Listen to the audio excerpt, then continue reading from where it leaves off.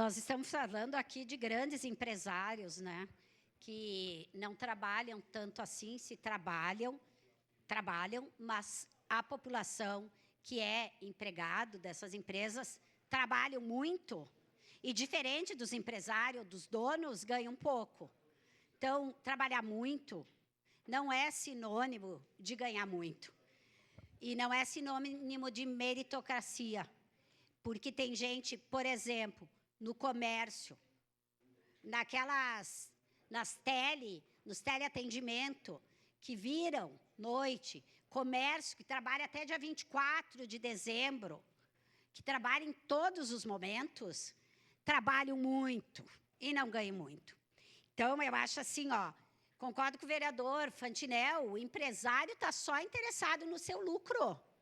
Só que ele não enxerga que pessoas doentes, doentes mentais, com acidente, já teve vários estudos que mostram que a exaustão, o trabalho sem descanso, leva as pessoas a se acidentarem.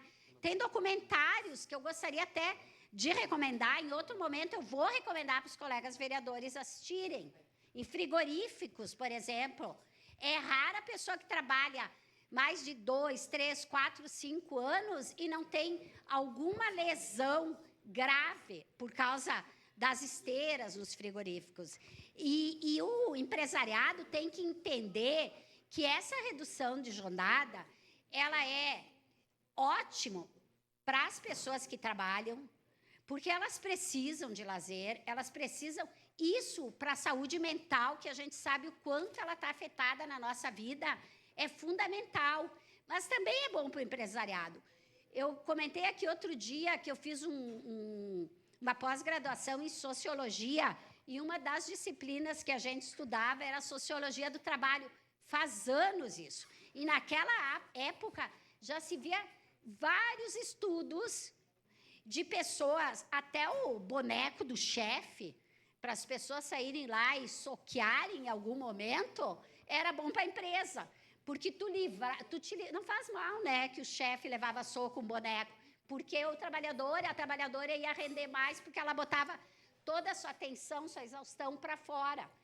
A questão da redução da jornada também é bom para o empresariado. Mas aqui não é nossa luta essa, a minha é bom para o trabalhador que trabalha muito e ganha pouco. Sim, é uma coisa... em conjunto, o empresariado tinha que entender isso, se modernizar em relação a isso. E tem algumas vantagens da gente viver algumas décadas, né? Que uma delas é o Brasil tinha 48 horas de jornada desde lá da CLT na década de 30. Na Constituição de 88, que eu era uma guria, mais nova que todos e todas as vereadoras que estão aqui, eu fiz muita luta, participei de muito debate naquela Constituição. Inclusive, nós mulheres, na época, tinha a bancada do batom, que recebia todas as nossas propostas enquanto mulheres, e a gente avançou muito. E eu militei muito naquele período. Lá naquela Constituição, a gente conseguiu a redução da jornada para 44 horas, que é o que nós temos hoje.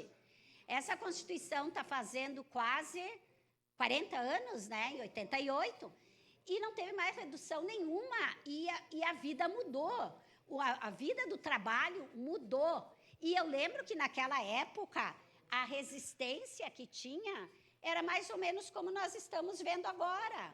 E hoje nenhuma empresa faliu por causa da redução naquele período, ninguém foi mais maltratado do que já era, porque não se trata só disso, para demitir pessoas, enfim.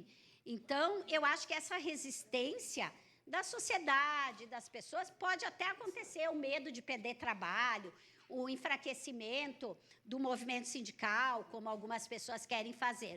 Mas, na verdade, vereador Jack, eu quero não só aprovar essa matéria, como assinei, como fazer parte da frente. Já coloco desde aqui a minha disponibilidade, o meu desejo de fazer parte da comissão, porque nós vamos discutir muito, e eu acho que nós não temos que fazer um embate de empresariado contra trabalhador. Aqui nós temos que discutir junto. Então, outras pessoas que, em princípio, são contra essa redução de jornada podem, sim, fazer parte, se assim desejarem, dessa frente, porque o debate é importante. Obrigada.